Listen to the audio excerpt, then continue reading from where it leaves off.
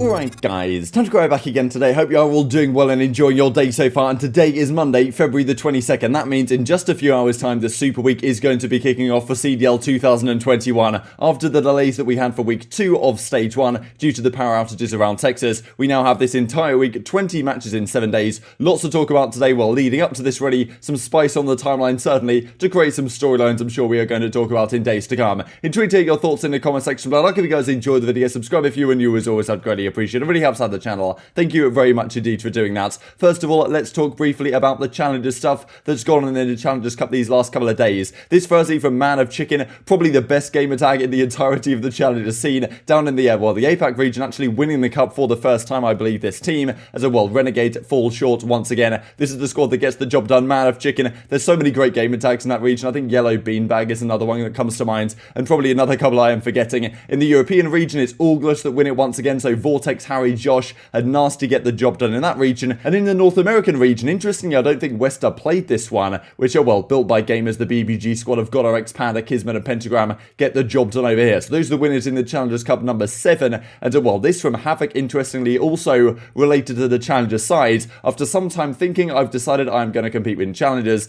DMs are open for any offers. So certainly interesting to see, right? Havoc, an integral piece really of the Florida Mutineers team last season that had such great success. Definitely an underrated element, I imagine, of that team. But before the season even begins, Neptune comes into the starting lineup for Havoc, and he finds himself in a bit of a predicament, right? And I don't think he's really said too much on social media as of late. Come to the decision that, look, he's going to compete in Challengers. Doesn't really feel like right now that his, a spot on the starting lineup is going to open up anytime soon. And if it does, I'm sure he'll step back in at that point. But yeah, certainly a very talented player. I'm sure he'll have some pretty good success in the Challengers side as well. But pretty tough how things work out, right? How last season he had such great success, all things considered. And now straight into the new season, gets dropped before it even begins for, a rookie, which of course has, gone on to prove so far this season at least to be very talented indeed. So that's what's going on over there. Let's, delve into a little bit of the spice and drama that came out on the timeline last night. So firstly, this from Panda. Pretty interesting what he has to say. I hope there was a point in COD where college teams and academy teams are the top teams in Challengers, and maybe there's some partnership actually between colleges and their corresponding cities. This would be pretty interesting to see. I think maybe it is in the future. I think the Call of Duty stuff has been doing really well as of late, the CCL as it's called. Not exactly sure what the future of that potentially is. Maybe the CDL will look to integrate that to some degree, as I kind of Panda's indicating here. But as Parasite says, you think I'm getting guns by a biology major? So pretty entertaining. I mean, I remember when, I think it was when Slasher won the World Championship on Team Envy in Black Ops 3, 2016, when he was at the same time doing a master's, or maybe it was just a bachelor's, I'm not sure, in robotic engineering. That's what he has his degree in. So it was always pretty incredible to me that Slasher was so good at the game while also completing a degree of that nature.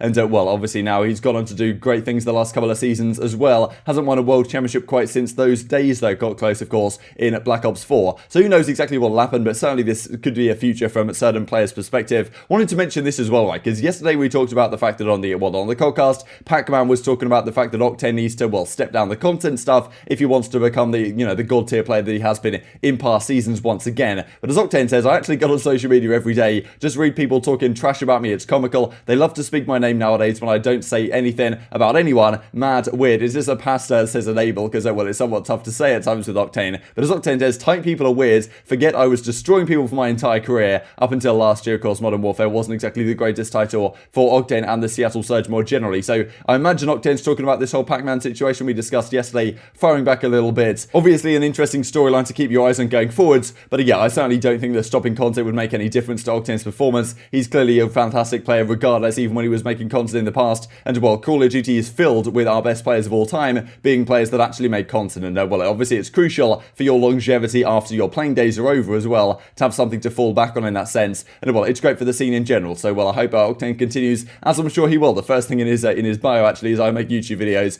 as you can see right here. This as well was pretty entertaining, thanks to Slackberry supporting this out to me. But unfortunately everything was deleted. I didn't screenshot all of it, unfortunately. I should have done. Between Slacked and Phantoms and Kismet as well, having a bit of a Twitter spat. You know how it goes. I did manage to get this, so this is unfortunately all I have of the drama. But as Kismet says back to Phantoms, what have you ever done, Timmy? That being Timmy Phantoms, that's his first name, including this game and other CODs. Pretty sure I made your career by dropping 48 to get us into pool play at World War II, and after that you joined EG to do nothing with some of the best players. Stop coming at my neck or I will keep going down this road. So unfortunately everything goes at the end of the day as it tends to do. I should have known better, but that is just how it goes sometimes. And And then this as well that was very interesting, I thought, from Slasher, right? So at attach, yo, you might have beat Cell, that being Cellium, the record for how long you snaked me off that heady. So snaking in the game, if you guys are new to the game, aren't familiar, it's where you, well, basically go prone and then stand up again, or you just crouch and go prone repeatedly, but it seems to work better if you just about go prone, and just as you're about to lay down into prone, you then stand up again. And well, it's called snaking, the idea being that due to the tick rate of the servers and such, it's actually very difficult and kind of the broken character models at times when you're going prone and standing up, that someone looking at a head glitch, if you're like going down and up, down and up, down and up, like going prone, standing up again and again, then it is very difficult for them to even see you, let alone kill you. Whereas if you're on the other side of the head glitch snaking it, then you can see that guy very easily. It was very abusable in Infinite Warfare, you guys might remember. I mean, I remember it was like stage 1 playoffs, it was Splice versus Luminosity, and well, Splice were basically the kings of snake, and all the head glitches, they'd be going up and down, up and down. It was obnoxious to deal with, to be honest, but they tended to be the best team at using it. And we've seen Cellium as well, like he tends to always abuse mechanics and stuff like this in the game. We saw him last year on Piccadilly doing a fair bit of snaking over towards that like ticket booth type area, and also on St. Petrograd behind like a P5 on that hill. Then yeah, he was also doing it behind the bar, and we'll have a look at that just here in just a second. But yeah, certainly that's what people talk about, that Cellium, okay, he snakes a lot,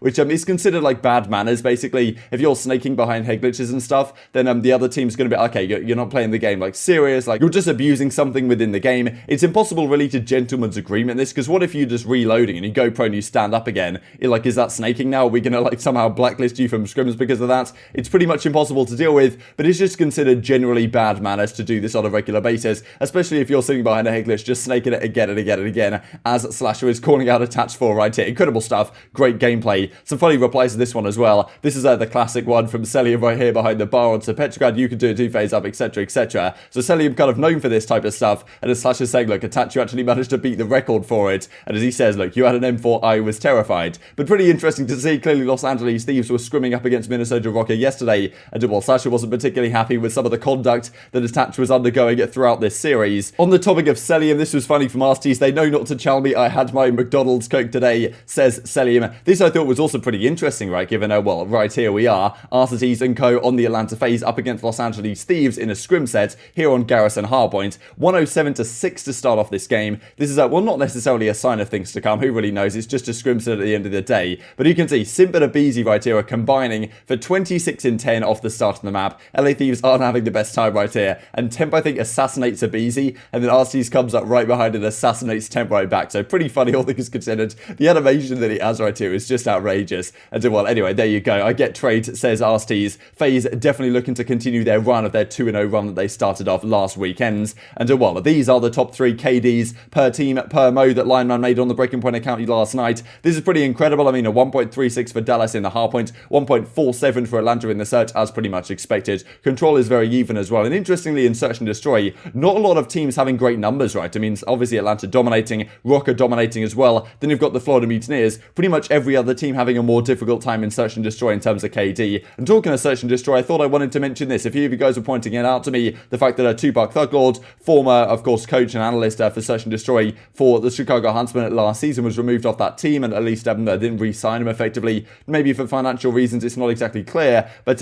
he's been doing some really great analytical content lately on his YouTube channel. Thought it was worth shouting out, to be honest, because this is the type of stuff which we don't see too much of in Call of Duty. Someone who really understands Search and Destroy to a very high level, as he does, like won the most online tournaments, I think, in Call of Duty history, despite never being like a pro player, and well, supposedly maybe did some good things for the Huntsmen last season in terms of their Search and Destroy strats that they were bringing to the table. Definitely, well, definitely brings up some interesting points in these videos. He's been doing a lot of these lately. They're certainly a good watch, and I'll, well, leave this one linked down below if you guys would like to check it out. He broke down the FaZe versus OpTic ones as well, and I'm sure there'll be some great ones to break down in the coming days also. And EasyMax says this real quick just before we get into the matches for today. Coaches trying to fit in scrims this week. Going to be very challenging for them, right? Because typically it's like, okay, Monday, Tuesday, Wednesday, those are the days, or at least Tuesday, Wednesday, because Monday some teams have off if they played Sunday. But yeah, a lot of the teams are just going to be scrimming this entire week between matches. Sometimes they have like matches 3 days in a row. Sometimes they don't have a match for a few days. So trying to schedule it around the league is going to be a bit of a challenge for them. And this is the matches for the week. Hope you got your snacks on the weekends. Super Week is upon us. These are the matches for today. There's definitely some bangers to open up the week. And as the week goes on, we're really going to see like how much some of these matches matter, because a lot of them are going to matter a lot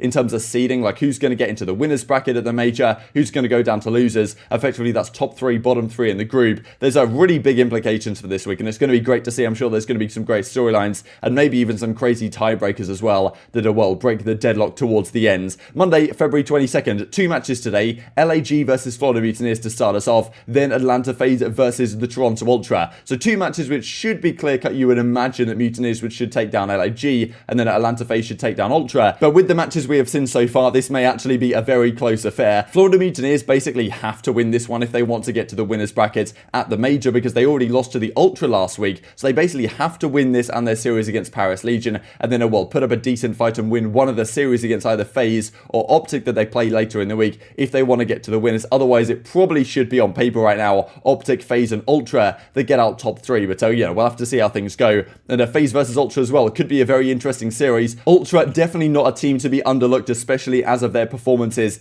as of late. Just to finish off real quick, if you would like a little bit more content to watch before the day does begin, last night, we did the Breaking Point podcast episode number 6. Usually it comes out on Tuesday after the matches have concluded. Had to do a little bit earlier this week because of course things are yet to begin. Cracking thumbnail that I made right here. But yeah, if you'd like to watch that as well, the link will be down below as always. Intrigued to hear your thoughts on all this stuff in the comment section. But I hope you guys enjoyed the video. If you did enjoy it, I'd greatly appreciate a like on the video. It really helps out the YouTube algorithm that you enjoyed this content. Other people like you may enjoy this content as well, and upgrade the competitive Call of Duty community. Thank you for watching as always. Take care, and I will see you next time.